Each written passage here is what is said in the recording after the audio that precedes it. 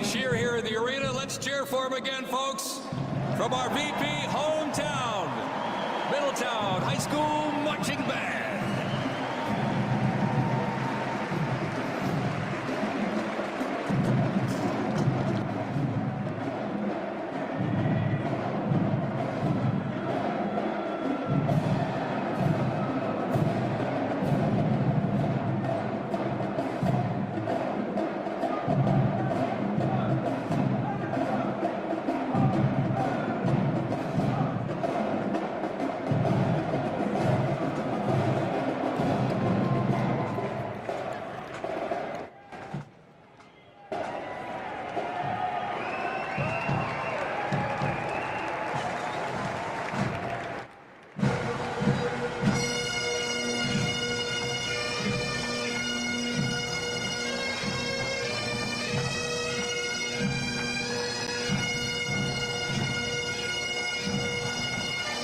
Ladies and gentlemen, entering the arena right now, traveling from Boca Raton, Florida, the Florida Firefighters Pipes and Drums. And they are well seasoned when it comes to civic events. They've played and participated in parades, memorials, and other ceremonial events across both the United States and Europe. Today, they are wearing their most notable uniforms. What a great photo opportunity. Consisting of the Glengarry headgear and kilts. And they are proud to honor their fallen brothers and sisters each and every day.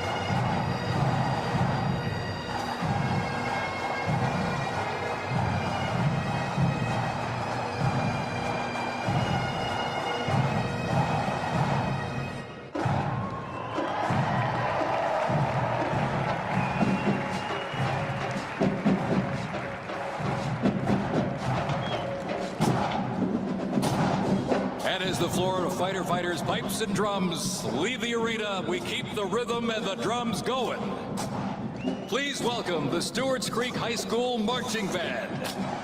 Traveling all the way from Smyrna, Tennessee, they are proud to represent the Volunteer State in the 2025 Presidential Inaugural Parade.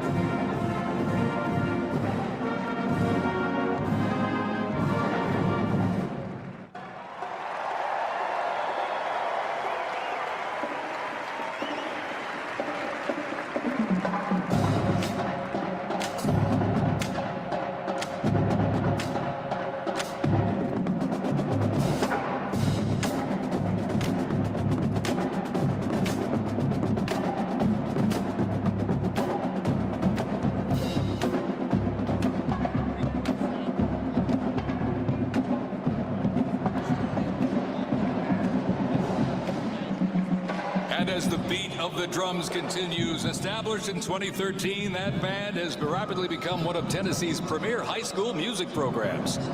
This band has participated in numerous civic events that honor significant moments in our nation's history, like the 75th anniversary of the attack on Pearl Harbor, Captain Jeff Cuss, United States Marine Corps Memorial Dedication, Chicago Thanksgiving Day Parade, and a Lincoln Memorial performance as well. The Stewart's Creek High School Marching Band, everybody. Make them feel welcome here in D.C.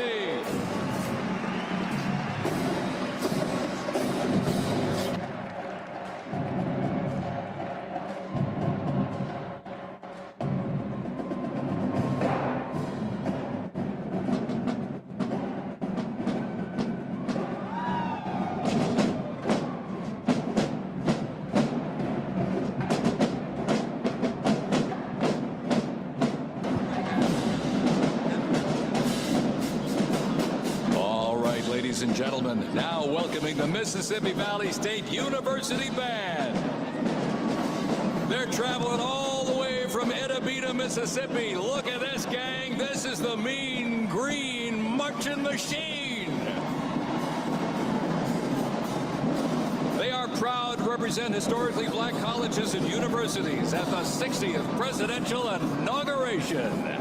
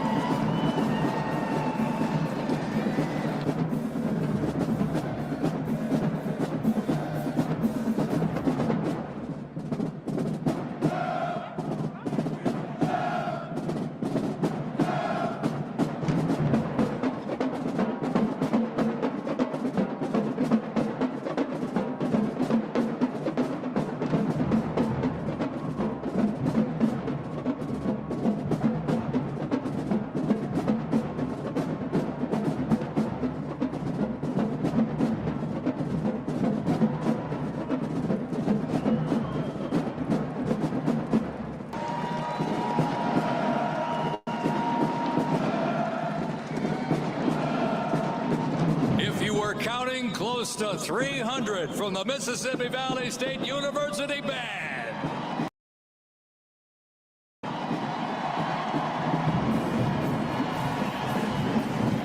You know, since its founding, the band has consistently played a significant role at their university and across the United States. They have performed for athletic events, Mardi Gras parades, Rose Bowl parades, and many, many more.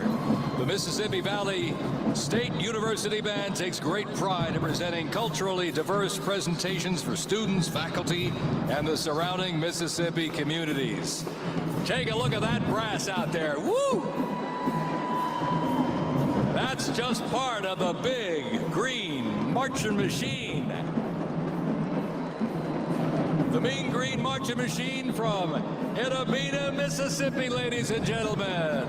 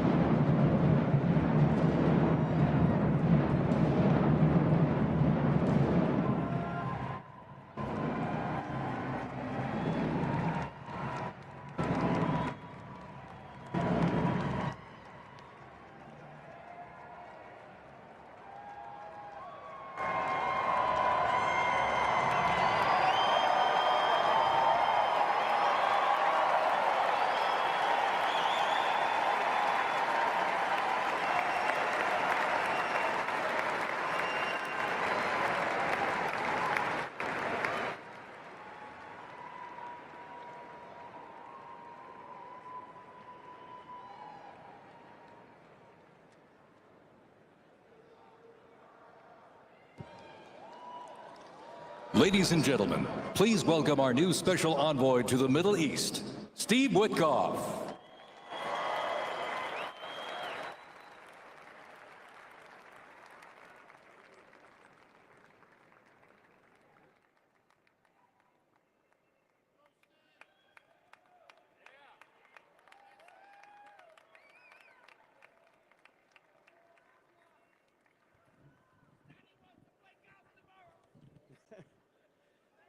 Good evening, everybody. I was appointed by President Trump to be the special envoy for peace in the Middle East.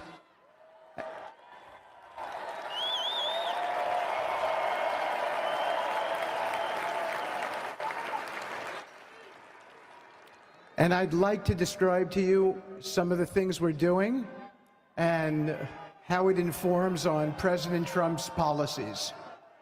First of all, it is an honor to stand before you today as I reflect on the enormity of the role that President Trump has tasked me with. I am constantly reminded of the privilege it is to serve under the leadership of my boss, President Donald J. Trump.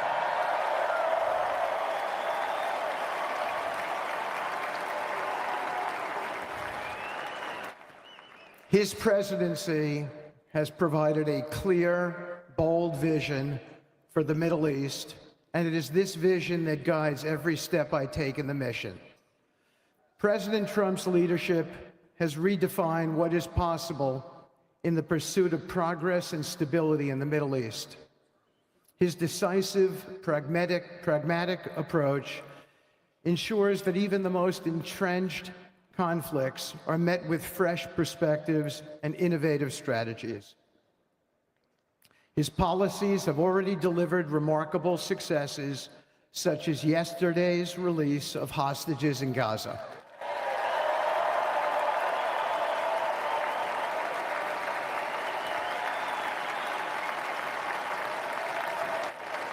Thank you. This achievement demonstrates the strength of President Trump's leadership and the respect he commands on the global stage. It is yet another example of his ability to deliver results in the most complex and challenging situations. The Abraham Accords, a testament to his vision and determination, have also brought historic progress to the region, transforming old rivalries into new alliances. These agreements are not merely symbolic. They represent a practical roadmap for peace, economic cooperation, and mutual respect across nations. My role, as President Trump has tasked me, is straightforward yet profoundly challenging: to turn his vision into actionable outcomes.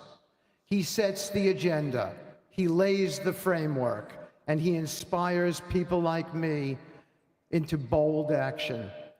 My responsibility is to implement his vision, engaging with leaders across the region to find pathways towards sustainable peace and stability. And let me tell you, having Donald Trump as a boss makes this task not only possible, but far more effective.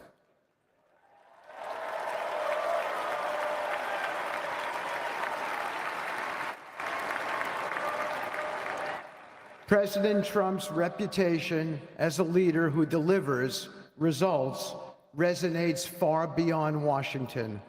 Leaders in the Middle East know he means what he says. His ability to cut through bureaucratic gridlock and focus on tangible results is the game changer. It allows me to approach delicate negotiations with the confidence that the full weight of the United States is behind me. The principles President Trump has laid out for our approach to the Middle East and foreign policy in general are fourfold, and they are clear. 1, respect for sovereignty.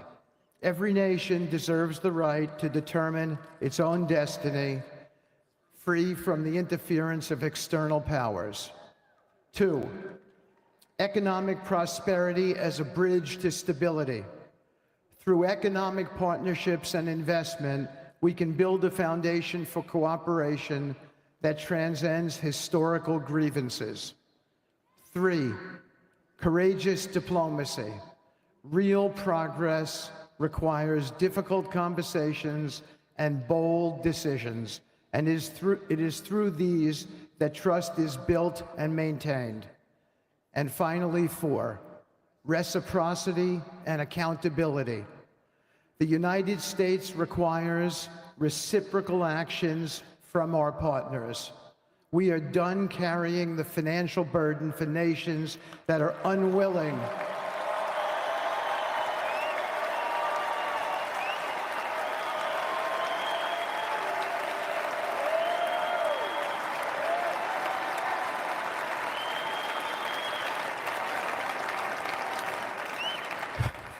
We are done carrying the financial burden for nations that are unwilling to fund their own progress. The days of blank checks are over.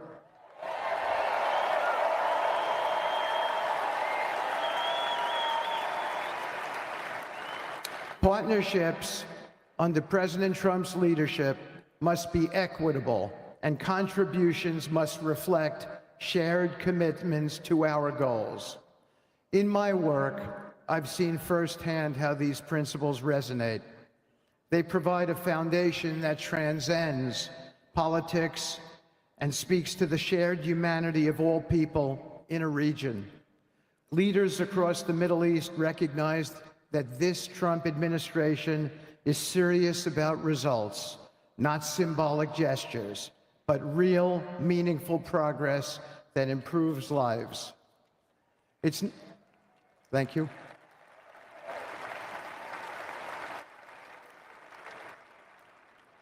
It's not always easy. There are moments of deep challenge and frustration. Decades of mistrust cannot be undone overnight. Yet I take comfort in knowing that I am not in this alone. President Trump's clarity of vision ensures that I never have to question what success looks like. His leadership provides the confidence and direction necessary to navigate these complexities. As we move forward, my commitment is to continue the work of advancing President Trump's vision for the Middle East. Whether through expanding the Abraham Peace Accords, fostering economic development, or facilitating dialogue between long-standing adversaries, my focus remains on actionable results. Let me close by saying this: a stable and prosperous Middle East is not an unattainable dream. It is a goal within our reach, made possible by strong leadership and unwavering commitment. Under President Trump's guidance, we are proving that the impossible can become reality. Thank you, but I have one more thing to say. We have some special people for me to introduce you to tonight. President Trump has been talking to them as well. They are the families of hostages from Israel who have been in Gaza for the last year and a half. There are many of them here today. Several of the families have lost children and loved ones, and they're here because they're part of an effort to retrieve their bodies so they can be buried in a proper way. Several have children who are still in captivity. There is an American family here whose loved one is scheduled to come out in 14 days, and they're going to be meeting the president tonight. So let's give them all some love and a big hand. Come on up.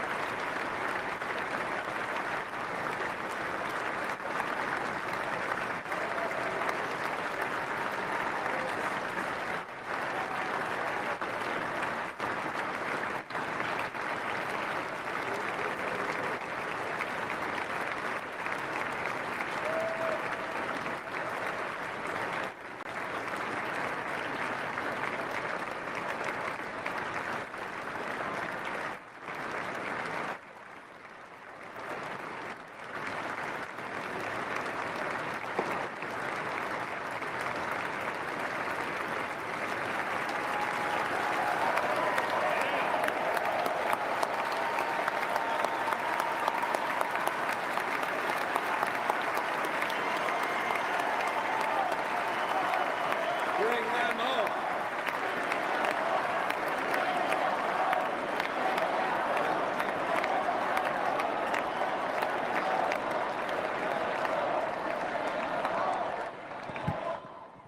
And now, I get to introduce my dear friend and the President of the United States, Donald J. Trump.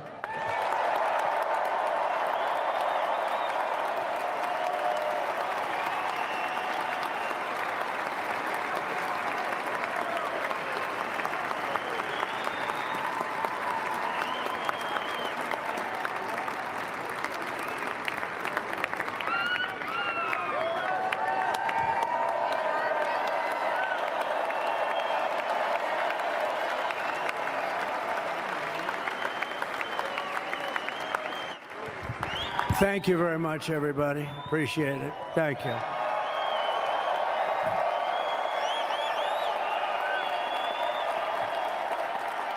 So now the work begins. We won, but now the work begins. We have to bring them home. And, you know, tonight I'm going to be signing on the J6 hostages, pardons, to get them out. And as soon as I leave, I'm going to the Oval Office and we'll be signing pardons for a lot of people, a lot of people. And thank you to Steve Witkoff. He's a great guy. He's a friend of mine. He's been a very successful man. He's a great negotiator. He's a wonderful guy. People love him. And he's got a tremendous power of persuasion. And that's what we need. We don't need stiffs. We don't need stiffs. We got a lot of stiffs. You just had a whole load of them. And to the former hostages with us today, welcome. Welcome home. Some of the folks are former hostages. Not a good situation. The three young ladies that came home yesterday, you saw that. They're more coming home every day now. They're coming home. But they were hurt. They were hurt. They were hurt. One had her head blown off, fingers on her hand, and her hand indeed was blown off. She was trying to defend herself from a bullet being fired. Do you believe this? A bullet knocked off her hand. I don't know. You look at it, it's a disgrace. We never stopped praying for you, and we're so glad that you're reunited with your friends and families, and God bless you all. And some of them are just saying, no, my son is gone. But please just bring home his body, right, Steve? Many of you have told me that your son is gone, but bring home his body. It should have never happened. 3 years, it's ridiculous. Should have never happened. Wouldn't have happened. I also want to express my tremendous gratitude to the hundreds of thousands of proud American patriots who came from all across the country to join us in this celebration. It's a celebration of a big win.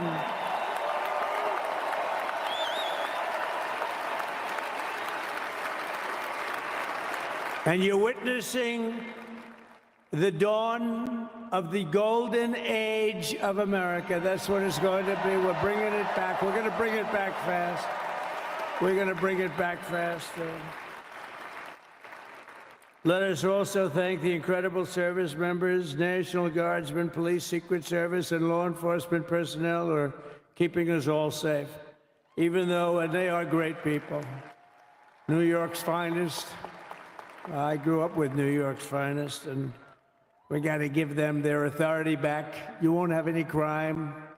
There'll be no crime. You give them little authority back. The whole way they run things in this country now, it's disgraceful. But it's going to change rapidly. We're going to make our cities safe again, too. Even though we're indoors, we've had a magnificent inaugural parade. And let's give a big round of applause. They were great. To all of the incredible performers and hardworking men and women who made it possible. Those people, really talented, amazing people. I also want to thank my wonderful family for being here, especially my beautiful wife, our First Lady, Melania.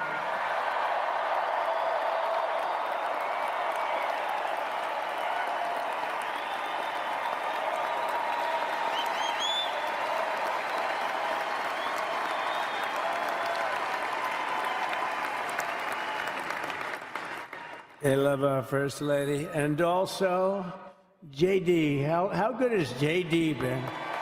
And his beautiful wife, Usha. How good is JB? JD has been great.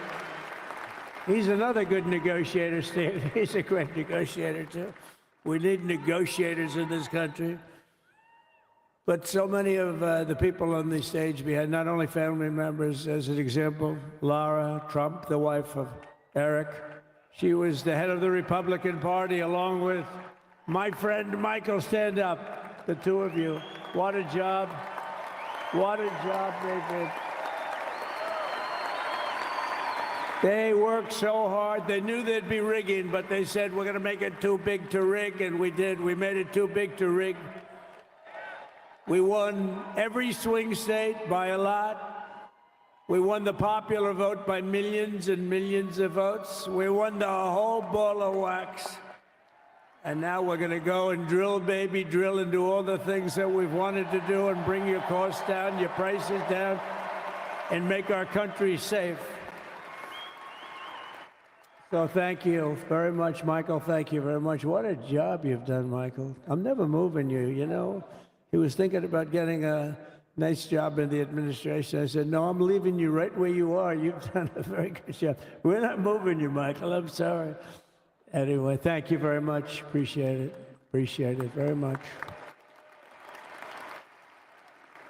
Right here with us also in the arena, I'm about to sign some very important executive orders of our new administration.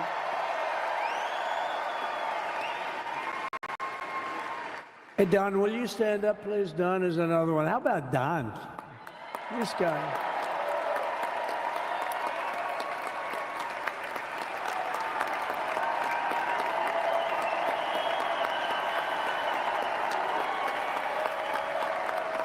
He's a popular one. He goes out and speaks. He gets a big crowd. He's a little on the rough side sometimes, but that's what you want. He's done a fantastic job, and he loves our country. Thanks, Don. Great job. You've done a great job. And Ivanka.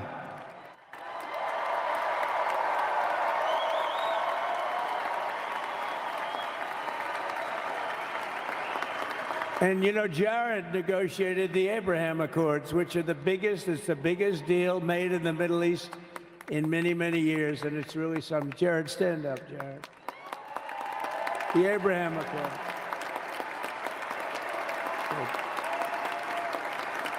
And Tiffany's going to have a little baby. And Michael.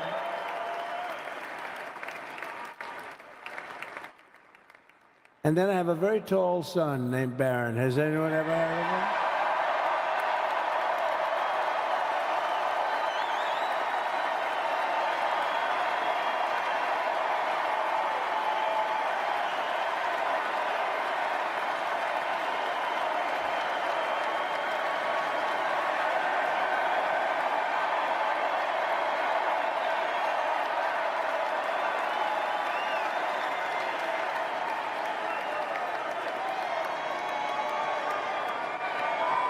Thank you.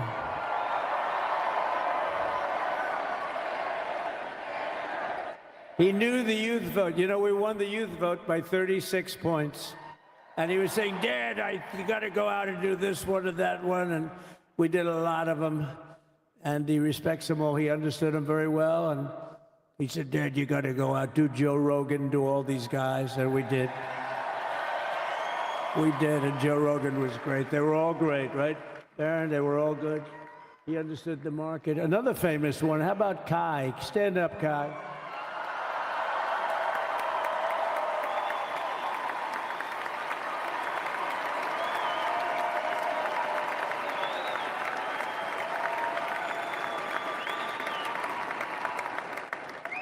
Is that Byron Donalds back there? Stand up, Byron. Stand up. What a future this one has. What a future. That's great, Byron. Thank you very much. And how about Lutnick, Secretary of Commerce? He's going to take in more money than any country has ever even thought about. He's going to take in some money. And we have many others. Look, I'm not going to go through it, but we're going to sign some orders right now, and that's really what I want to do. So we're going to sign executive orders. First, I'll revoke nearly 80 destructive and radical executive actions of the previous administration, one of the worst administrations in history. Maybe not one of them, the worst. Anybody that would allow millions of people to pour through our borders from jails, prisons, mental institutions, insane asylums, gang members to be taken off the streets of Venezuela and deposited in our country, and many, not just Venezuela. You know, crime in Venezuela is down 74% because they took their criminals and gave them to us through an open border policy of the previous administration. All over the world, they're emptying their prisons into our country. They're emptying their mental institutions into our country. It stops as of 1 o'clock this afternoon, okay? It stops.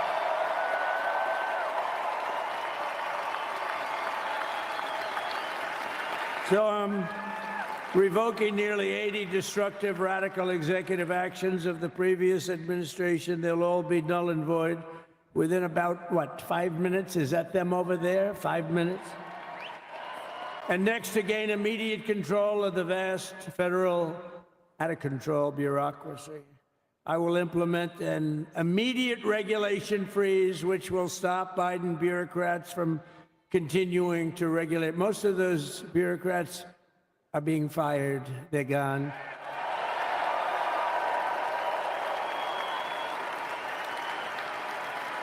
Should be all of them, but some sneak through, but we have to live with a couple, I guess. I'll also issue a temporary hiring freeze to ensure that we're only hiring competent people who are faithful to the American public. And we will pause the hiring of any new IRS agents. We will also require that federal workers must return to the office in person. And we're going to take the 88,000 people that they hired to go after you with guns. By the way, they're allowed to use guns and harass you like they were so many other people. Remember this? Okay, remember? Do you remember a little statement about tips? Does anybody remember that little statement? I think we won Nevada because of that statement. But they went out and harassed you over the tips. In other words, we are restoring control of our government to the people. We're going to take those 88,000. Let's see if they'd like to work on the border, because that's where we want them, really.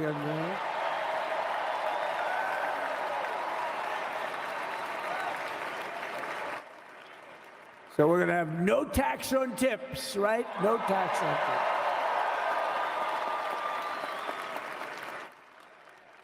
And we may have, like the Speaker of the House, is he here? He's done such a good job. Is Mike here? He's around here someplace. I saw him just a little while ago. Hello, fellas. Look at you guys. Yeah, I know it. He's great. He's doing great. They're all doing good. The Republican Party has never been unified like it is right now. They want to save our country. And we're going to more than save it. We're going to make it greater than it's ever been before by a lot. Next, I'm going to sign a presidential memorandum directing every member of my cabinet to marshal every power at their disposal to defeat inflation and rapidly bring down the cost of daily life, because your costs have gone through the roof in the last 4 years. Perhaps you didn't notice. Does anyone notice their costs are like double, triple, quadruple? You can't buy bacon. Apples have doubled in price. You want an apple, anybody? Pay twice what you did 2 years ago. We'll put more money in your pocket, and we'll bring back the American dream and to reduce energy costs and liberate our economy. So we have more oil and gas than any country in the world, and we're going to use it. We're not going to do the wind thing. Wind. Big, ugly windmills, they ruin your neighborhood. They ruin you. If you have a house that's near a windmill, guess what? Your house is worth less than half. And did you see up in New England with the whales? You see what's happening? So they had 2 whales killed in about 14 years. Last year and the year before, total, they had 28. So if you're into whales, you don't want windmills either. And they're the most expensive form of energy that you can have by far. And they're all made in China, by the way, practically all of them. And they kill your birds and they ruin your beautiful landscapes. But other than that, I think they're quite good, right? Now, remember when we used to joke and kid when we were kidding, but we don't kid anymore? They want to watch the debates on television. They want to watch your favorite president on television. But the wind isn't blowing, so we can't watch television that night, Gladys. Remember? Gladys, I'm sorry, the wind is just not blowing. We're not watching Trump tonight. But I'm immediately withdrawing from the unfair, one-sided Paris Climate Accord ripoff. The United States will not sabotage our own industries while China pollutes with impunity. You know, China, I mean, look, they use a lot of dirty energy, but they produce a lot of energy. And when that stuff goes up in the air, you know, it doesn't stay there. It's not like you got a wall. We love walls, don't we? Not like you have a wall around and it doesn't. It floats into the United States of America after 3.5 to 5.5 days. It floats across the oceans and it comes right over your neighborhood and it falls into your neighborhood. So they all say, we have to fight for cleaner air, but yeah, the dirty air is dropping all over us. So what the hell are they talking about? Unless everybody does it, it just doesn't work. You know, we had the cleanest air and the cleanest water that this country's ever had under the Trump administration, and we didn't do anything to stop jobs and stop production. Believe me, you're going to see a lot of companies come pouring back because tariffs. I always say tariffs is the most beautiful word to me in the dictionary. And I was reprimanded by the fake news. They said, what about love, religion, and God? I said, I agree. Let's put God number one. Let's put religion number two. Love, I don't know. We got to put that number 3, I guess, right? And then it's tariff. Because tariffs are going to make us rich as hell. It's going to bring our country's businesses back that left us. And I'll also sign an executive order to immediately end federal government censorship of the American people. In America, we believe in free speech, and we're bringing it back starting today to stop the weaponization. Oh, do I know about that? These creeps. Deranged Jack Smith. You ever hear of him? Deranged. He's a deranged prosecutor. He's sick. They suck him on me. He's now been reduced to getting on an airplane, going back to The Hague or wherever the hell he came from. We got to get rid of that guy. Hey, was he one of the many people that got a pardon today? Did they pardon Jack Smith? You know, did you know that Biden, while I was making my speech, pardoned his whole family?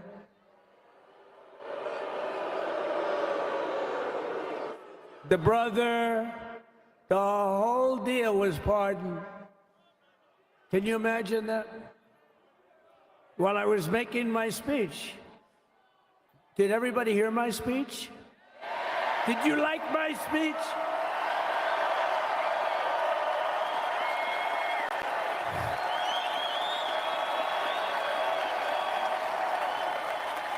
Thank you. I mean, the only thing wrong with it is I had a lot of tough things to say, and I have some great people that work for me. Sir, this is such a great speech. It's so unifying. Don't talk about Biden with his pardons of his family. We want a unified country. They said, don't talk about the J6 hostages that you're going to be releasing today. Sir, don't put that in your speech, please. I said, but I want to put it in my speech. They said, sir, it won't be unified like it is. It's so beautiful the way it is. And it is getting great reviews. You know, if I put things like that in, I'll get terrible reviews. One little paragraph that's a little bit wrong, the fake news goes crazy, right? So I said, all right, I won't put it in my speech, but you know what? I'm speaking in front of a hell of a lot of people at a place called Capital One Arena, and I'll talk about it there. So we're going to be going over the beautiful Oval Office, one of the great offices in history. Even if it wasn't beautiful, it's the Oval Office, but it is beautiful.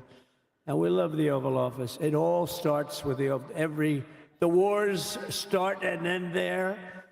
Everything starts and ends at the Oval Office. We love it.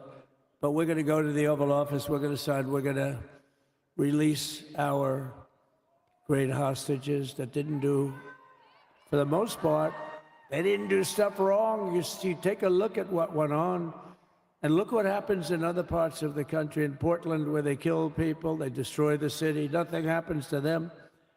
In Seattle, where they took over a big chunk of the city, nothing happened. Minneapolis, where they burned down the city, nothing happened. Essentially, nothing happened.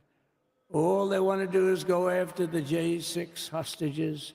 A 76-year-old grandmother was arrested the other day because she was looking, I think because she was looking at the Capitol or something like that. No, we're not going to put up with that crap anymore.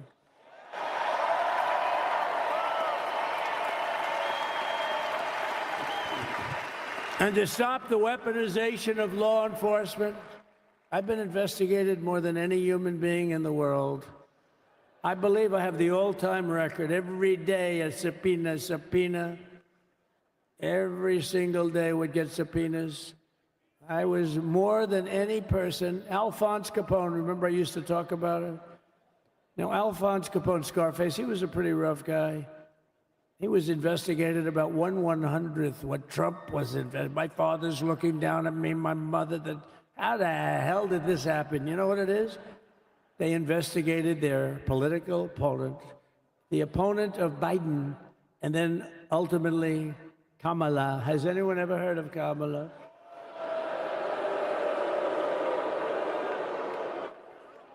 We had to beat two opponents, you know? We had to beat Biden, then we beat him. Now he goes on top. The guy was like 39 points down. I think I could have beaten Trump. They should have left me and I would have beaten. No, his debate performance wasn't the best, right? That's what killed him. And then they had to change, and that's like you get into a fight. The great Dana White spoke last night. We love Dana White, right? UFC. That's like he puts in two fighters, one of them's getting creamed, getting really beaten, and they say, all right, take him out, let's put somebody else in to finish up the fight. That's what they did to us. They gave us somebody new, but we took care of both of them. So we beat actually two opponents. But to stop the weaponization of law enforcement and our government, I will also sign an order directing every federal agency to preserve all records pertaining to political persecutions under the last administration, of which there were many, and beginning the process of exposing any and all abuses of power, even though he's pardoned many of these people. Can you believe it? He's pardoned them. You know why he did it while I was speaking? Because that way I couldn't speak about it. I was speaking. I didn't know he did it. I finished my speech, and they said, sir, he pardoned his whole family. I said, oh, can I go back out there and talk about it? Somehow that wouldn't be very elegant. Our First Lady would say, please don't do that. But we have plenty of time to talk about it, and we will. We're doing all of this on our very first day in office. You know, don't forget, we've been in this position, really, where we won the primaries in record time. We were the fastest win of a primary ever in political history, which is a very nice thing. It's nice to know. Well, the second election was rigged, so we knew we were doing well. And if it wasn't, you know what? If it wasn't, I would have never run. But the third one was just a monster. Boy, was that a big one, huh? That was a big one.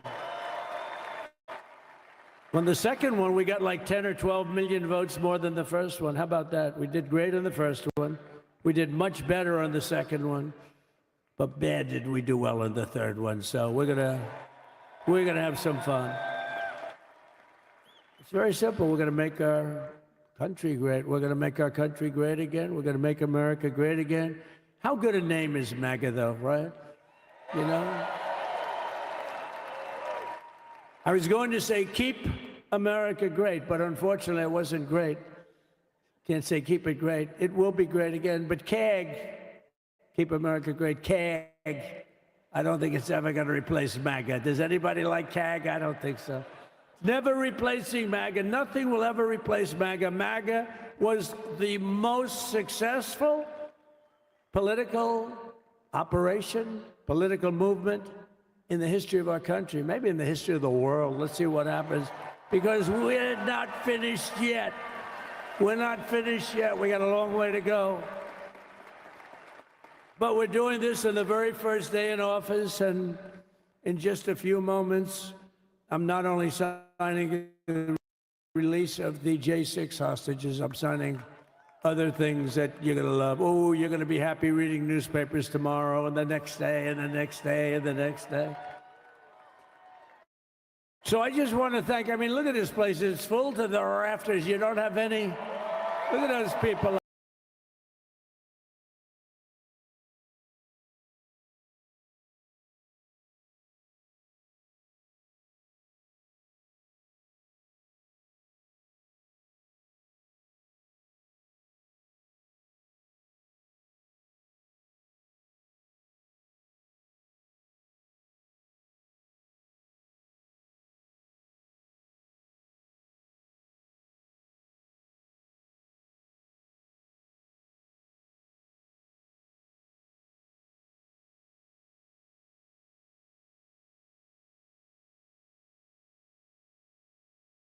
First and foremost, to prevent tariffs, second, to prepare a response, and thirdly, to think about long-term how we can make sure that we can diversify our economy, our markets, and prevent trade barriers amongst provinces and territories. We've been engaged, the three of us, on making sure we have a strong relationship with our new American counterparts, and we'll continue to do so. So we'll take your questions. Je vais juste parler en français 30 secondes. C'est sûr. Donc, on a un plan. Notre plan, lorsque vient la relation entre le Canada et les États-Unis, c'est certainement de prévenir les tarifs, deuxièmement, de préparer notre réponse et troisièmement, de s'engager à long terme pour s'assurer qu'on puisse diversifier nos marchés et en même temps qu'il n'y ait pas de barrières commerciales entre les provinces et les territoires. Nous avons eu plusieurs rencontres. Mes collègues et moi, certainement David, certainement Dominique, avec nos homologues américains de la nouvelle administration, et on va continuer à le faire au cours des prochaines semaines. Alors, ça va nous faire plaisir de répondre à vos questions. Bonjour, Louis Blouin de Radio-Canada. Je vous demanderais si c'est possible de répondre en anglais et en français pour mes collègues. Le Canada semble avoir obtenu un sursis aujourd'hui en lien avec les tarifs. Quand pensez-vous que le Canada sera frappé par des tarifs? Puis avez-vous l'impression que ça va être un peu le supplice de la goutte jusqu'à ce qu'on révise l'ALENA l'année prochaine? Premièrement, je pense qu'on a fait du bon travail parce qu'on a eu plusieurs conversations avec nos homologues. Le ministre des Finances ici va pouvoir répondre à la question. Moi, ce que je peux vous dire, c'est que la réponse, lorsque j'étais à Washington la semaine passée, elle était somme toute positive. Maintenant, on doit continuer à se tourner les manches, à être engagé avec nos homologues, et mon objectif est de retourner à Washington sous peu parce qu'on doit continuer de défendre les intérêts des Canadiens. Juste pour ajouter, Louis, qu'est-ce que Mélanie a bien dit. Sursis est un mot, c'est un gros mot. Pour le moment, les plans de l'administration ne sont pas tout à fait connus. S'ils décident d'étudier la relation économique avec le Canada, bien, tant mieux. Nous pensons que nous avons une histoire positive à raconter. Ça s'encadre précisément dans qu'est-ce que Mélanie et moi, on a discuté entre Noël et le jour de l'an, des conversations qui ont suivi. Alors, si l'administration de M. Trump veut discuter comment renforcer l'économie américaine et l'économie canadienne en même temps, parce que nous croyons que c'est gagnant-gagnant, nous sommes tout à fait contents et heureux d'avoir ces discussions-là. Cependant, nous avons préparé, évidemment, pour l'éventualité des tarifs douaniers, et ce travail continue. Nous serons prêts à défendre l'économie du Canada et l'intérêt national en tout temps. Monsieur Trump. En anglais. Melanie just repeated what I think is well known. Our government has been preparing with the incoming administration a conversation around how the economy of Canada and the economy of the United States and the cost of living in both countries and secure access to energy supplies, to critical minerals, is best when we work together. And applying tariffs to imports from Canada wouldn't benefit the economy of the United States. It clearly would have been negative for the Canadian economy. So we remain very much on the job to protect the Canadian economy. If the administration wants to study the economic and trade relationship between Canada and the United States, we think that's a positive opportunity for us to continue to tell the Americans, and obviously Canadians as well, the importance of working together and how both countries are stronger and more secure when we respect and honor a comprehensive free trade agreement. It's in the interest of American consumers and American businesses, but it's also very much in our own economic interest to maintain that partnership with the United States. Yeah. No? Yeah, and I think what is important to remind ourselves is when President Trump tweeted back in December that he had concerns with the border and fentanyl, we acted, and we acted swiftly. And we presented a very strong border plan, which was presented by Dominic and also is being implemented by David right now. And we got some very positive feedback from the administration. And of course, meanwhile, we made sure to push for our interests and to convince a lot of Republican senators and key Republican decision makers about the value of a win-win relationship. So we'll continue to roll up our sleeves, and for all those watching us right now, what is really, really important is we need to continue to be Team Canada and we need to be united. Monsieur McGuinty, j'aimerais vous entendre sur cette promesse d'expulsion massive que Monsieur Trump promet. Est-ce que vous anticipez, est-ce que vous vous attendez à ce que des gens tentent de traverser vers le Canada? Est-ce que vous vous attendez à des mouvements à la frontière canadienne? En anglais aussi, s'il vous plaît. On s'est réunis samedi, il y a quelques jours, pour la plupart de la journée avec l'équipe de la sécurité publique, le commissaire de la GRC, le président du CBSA. Il y a un plan en place. On suit de très près les chiffres. On n'a rien vu à ce moment qu'il y a un changement. C'est très important de savoir que si les gens essaient de croiser ou de traverser la frontière, non pas un port d'entrée, mais entre deux ports d'entrée, c'est illégal et c'est dangereux. So we are prepared to deal with any potential surge. I've met with the officials at the RCMP, the CBSA. There is domestic cooperation between our agencies, between the federal and provincial governments. We're working with our American counterparts. And we're watching very carefully, and we have just-in-time numbers coming to us at the border crossings. It's important for folks to understand if they're planning on trying to cross the border in between our ports of entry, it is illegal to do so, and it's dangerous to do so. So it's very important for folks to understand that we have a very, very tight cooperation, integration between the RCMP, the CBSA, our provincial counterparts, and our American partners, and we're working hand in glove on this. If I may, let's keep it one question per journalist, please. Une question par journaliste. Merci. Nikki here with Canadian Press. I'm going to immediately break that rule. How did you guys find out? Ask two questions with the same one. Yeah, well, exactly. Part A, part B. And we'll pick and choose. I hope not. How did the Canadian government find out about this study, and will you guys try to mirror the American study to prepare for its outcome? So this is news today, and I think the world got to know this information through the Wall Street Journal this morning. And so, of course, right now, the new incoming administration is still finalizing its transition. It is important for people to understand that a lot of the key secretaries of the Trump administration have not been confirmed yet. The counterpart of Dominic and myself and David have not been confirmed yet. So we're still talking to them and engaging with them, but also all their offices and everything that is linked to being able to do the job back in Washington is not finalized. So that's why we need to engage, we need to do the work, and meanwhile, we'll continue to make sure that we adapt. This was news today. It is important news, and at the same time, we'll be working on preventing tariffs, like I said, and preparing a response. You didn't get a heads up? Pardon? You didn't get a heads up? There was no conversation today, but because everybody was at the swearing in. But definitely I'm speaking this week to Marco Rubio. I'm heading to Washington in the coming days, and we'll continue to engage. I've been, and I know Dom has been in contact with Howard Lutnick as well. Tom Homan, the borders are also over the weekend. So there is a level of disorganization that is linked to any transition. It is normal. We're adapting.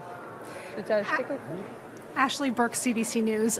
So you're sending messages to them, but are they sending anything back that gives you any information about when tariffs could come? And as well, how are you all feeling today that on day one, it appears so far that there's not going to be these tariffs announced today? Well, first, it was all about the border. And we did the job on the border. And I'm convinced Dominic and David will want to comment on that. And we got some good feedback. And even over the weekend, when we were engaging with the border czar, Tom Homan, he was giving us good feedback because the first Black Hawk helicopters were at the border. And I'm convinced David will be able to give more comments on that. And at the same time, we're very cautious. We know we can make sure that this is a win-win relationship. We'll continue to work in the entire Hill in Washington and across the country. And, we think that there's a good story to tell, but we have to be cautious. You want to add anything?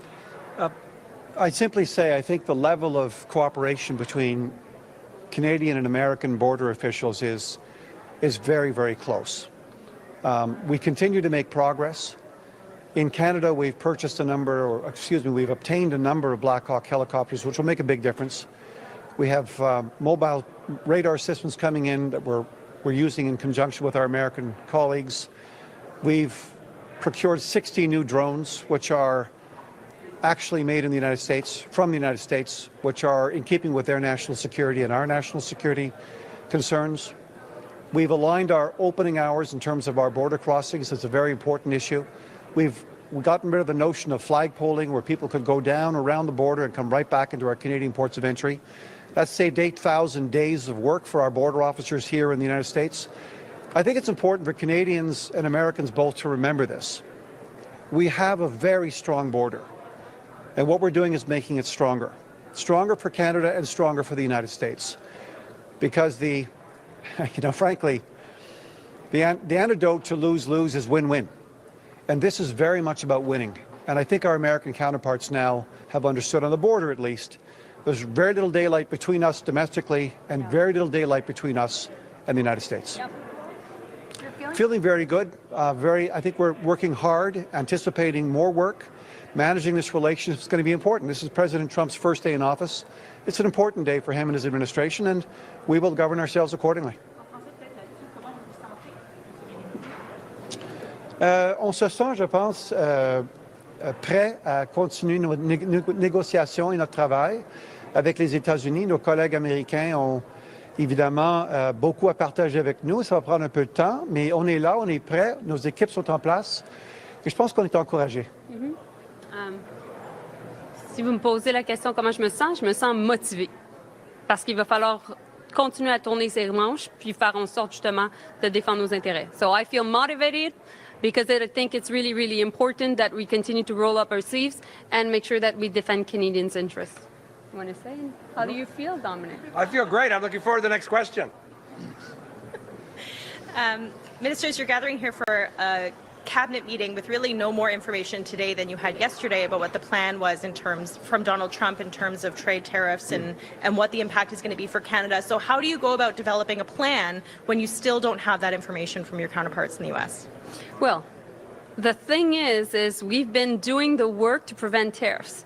Just if you look at whom we've talked to, the three of us, in the past 2 months, we've talked to the incoming U.S. Secretary of Commerce, the incoming U.S. Secretary of State, the incoming U.S. Secretary of Energy, the number 2 of the Republicans, which is John Thune, the leader of the majority in the Senate, the chair of the Foreign Affairs Committee for the Republicans in the Senate, Jim Rich, Lindsey Graham, who is a senator very close to Trump.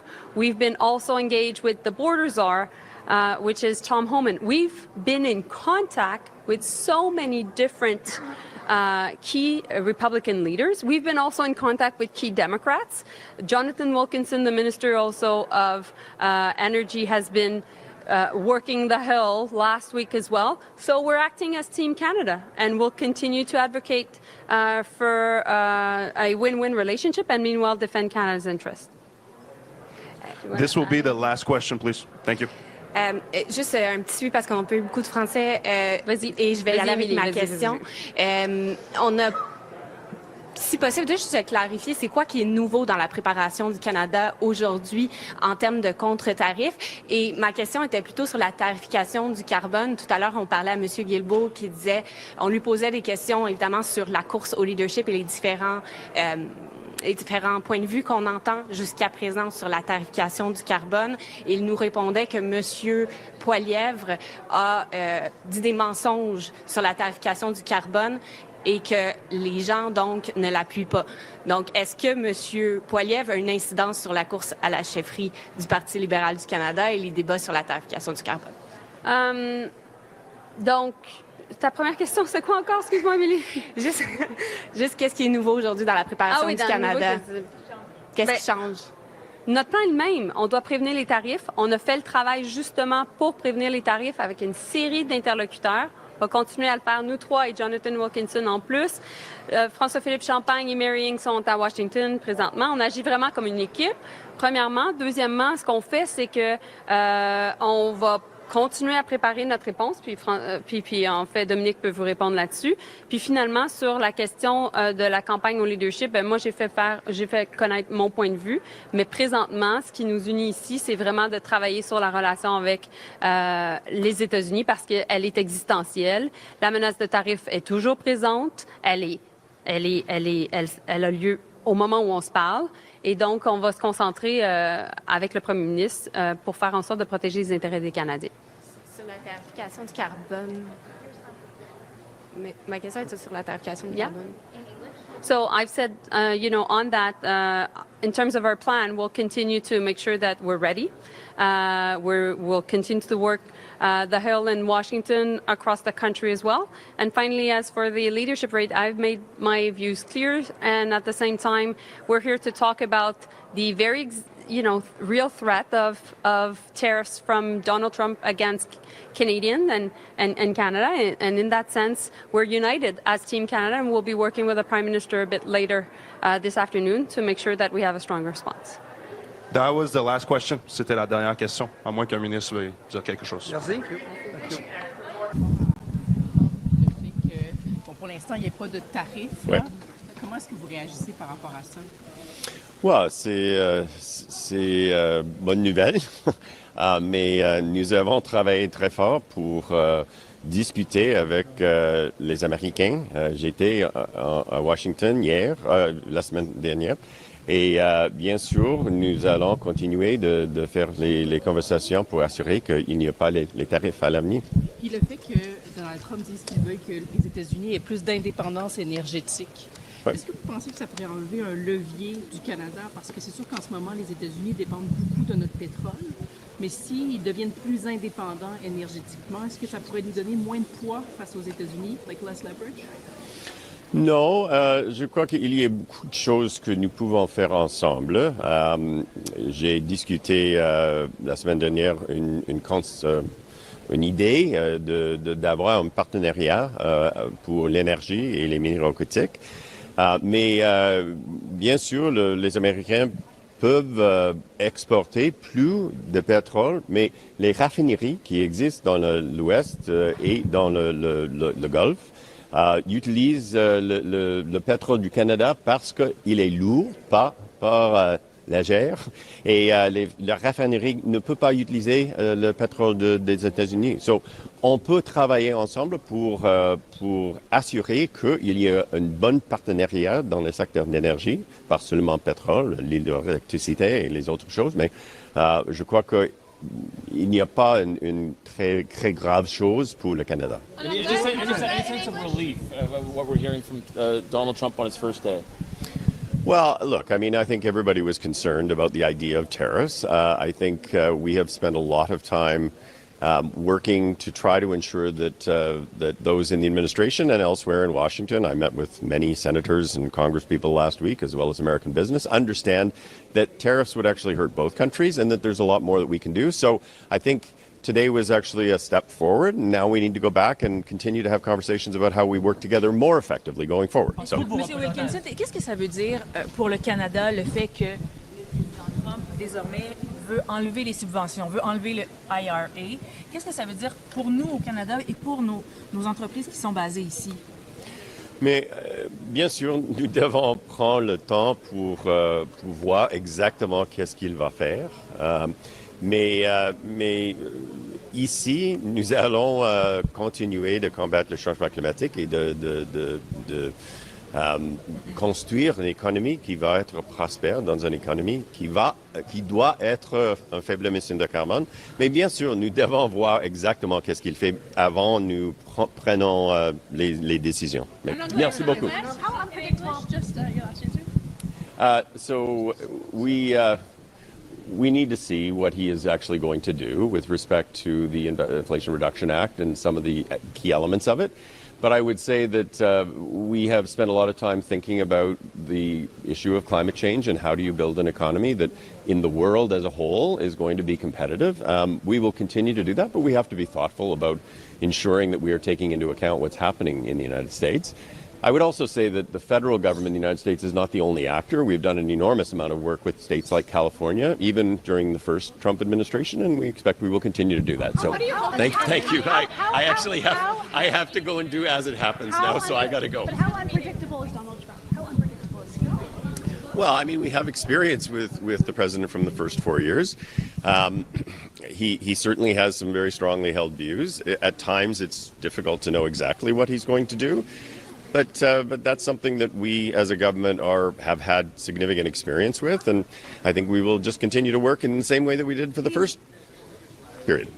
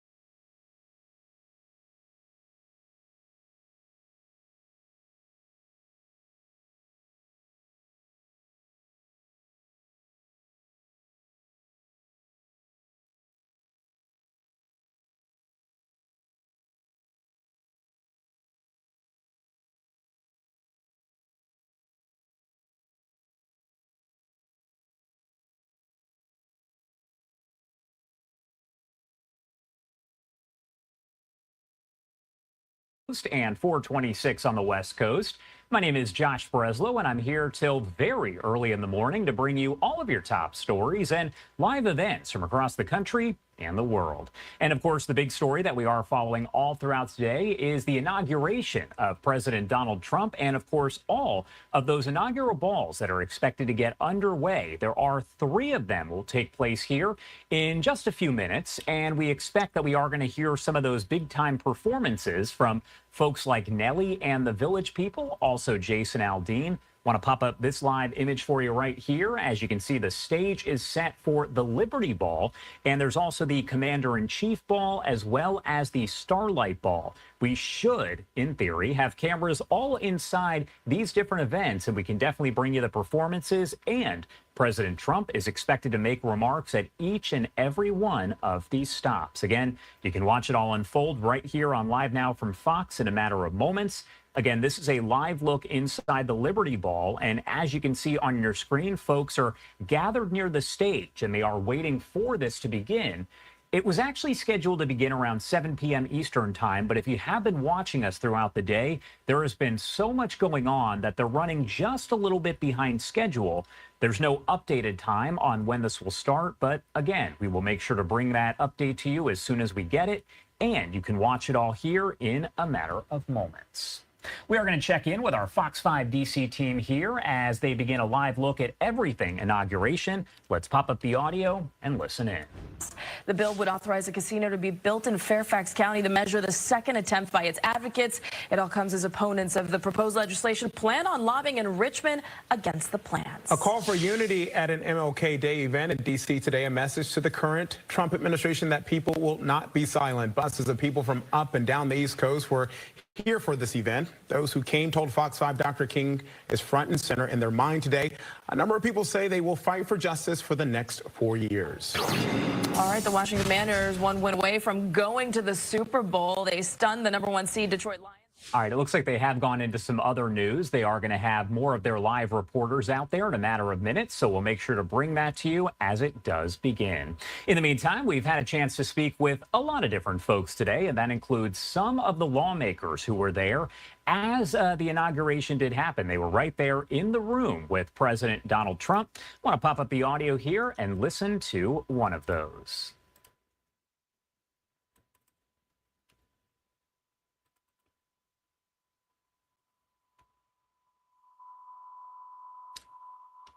All right, you are taking a live look once again right here inside of the Liberty Ball. We'll get you to that interview here in just a second. But right now, what you're looking at is, again, the stage, which is set for all of this to get underway.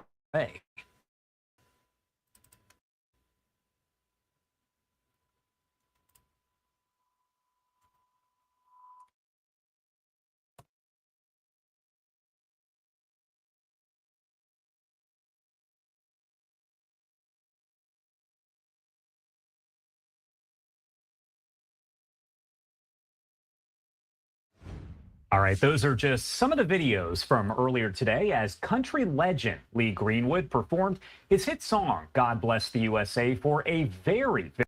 All right, so obviously having a technical issue with that video, but again, we will make sure to play that for you as it does begin. All right, so I do want to take you out to more of what we're expecting because, again, the Liberty Ball should be getting underway in a matter of moments. But as far as who is performing at the balls, again, some big names here. We have Jason Aldean, Nelly, the Village People, and the Commander-in-Chief Ball will have Rascal Flatts as well as Parker McCollum, and the Starlight Ball will have Gavin DeGraw. All of that will be visible right here on Live Now from Fox as it does start. It was all slated to begin at 7 o'clock p.m. Eastern time. However, as you can tell, it is not starting at the time that it was supposed to.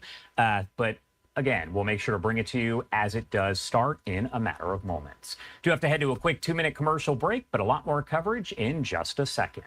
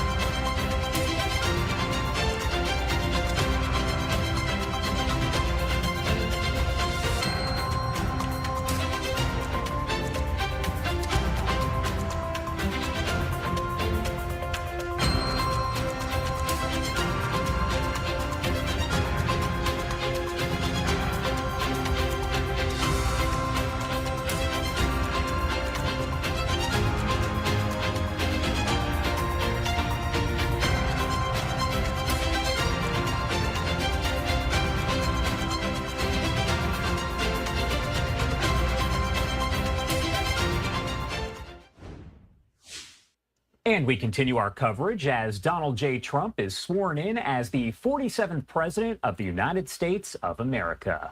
This right here, video as President Trump already getting to work, signing executive orders on day one.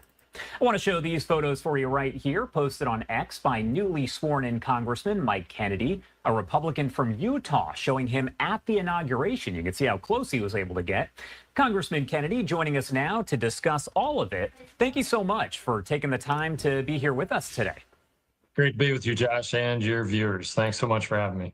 Of course. Well, first off, I want to talk to you kind of generally here. Break down for me what that experience of being at the inauguration was like. I was just sworn in on January 3rd. This is my first experience being to an inauguration, especially in that proximity. So the inauguration happened inside the Capitol Rotunda, which is unusual, and it was proclaimed because of weather. Although, Josh, for you and your viewers, it's been shocking the security measures they've had around the complex. I've never seen more military and police officers and heard more fighter jets and helicopters and seen more fighter jets and helicopters in my life. That's kind of business as usual in Washington, D.C., but it's been enhanced from what I understand. And so security was a big issue as well. So they brought it inside. And frankly, for those of us that were there, the weather was much more pleasant inside than it was outside. But it was really great and a great privilege for me to be able to see President Trump sworn in today. And J.D. Vance as well. It's a team, and I'm looking forward to working with them. And of course, as you mentioned, it was very, very cold outside. We had the actual swearing in take place inside. Did you care overall, though, if it was indoors or outdoors? I imagine you were going to be there regardless. I was going to be there regardless. I was prepared for the frigid temperatures. I'm an old Boy Scout and spent a lot of time camping and winter camp out, so I would have been used to that, but I would have worried about our crowds.